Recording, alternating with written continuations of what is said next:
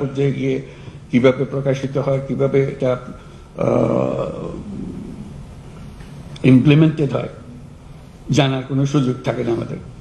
যেমন আমরা বারে বারে কথার মধ্যে আসি জন্ম নিবন্ধন, এটার কোনো মা বাবা আছে বলে আমার মনে হয় না। নিয়ম আছে কিন্তু মা বাবা নাই। আমি মধ্য বয়সে কিংবা শেষ বয়সে কোথাও যেতেছে, একটা পাসপোর্ট দরকার, পাসপোর্ট করা হয়নি, জন্ম নিবন্ধন নাই বলে জন্ম নিবন্ধন লাগবে, আমার আমলের জন্ম নিবন্ধন কে করতে জানিও না, ইত্যাদি ইত্যাদি। কিন্তু পাওয়া যায়, পয়সা দিলে ঠিকই চলে আসে। পয়সা দিলে যখন ঠিকই চলে আসে তাহলে পয়সা না দিলেও আসার কথা।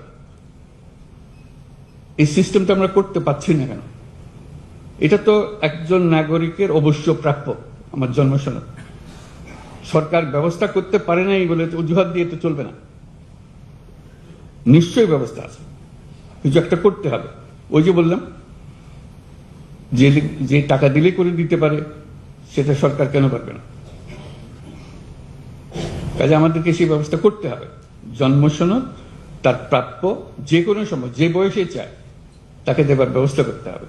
কি করতে হবে? ওই যে বললাম, সৃজনশীল হতে হবে, এটা থেকে আমরা নিয়ম বের করতে হবে, কারণ ওইটার উপরে সমস্ত কিছু নির্ভর। সেই জন্মসূত্রে আমি বাংলাদেশি, এটার একটা প্রমাণ, দালিলিক প্রমাণ।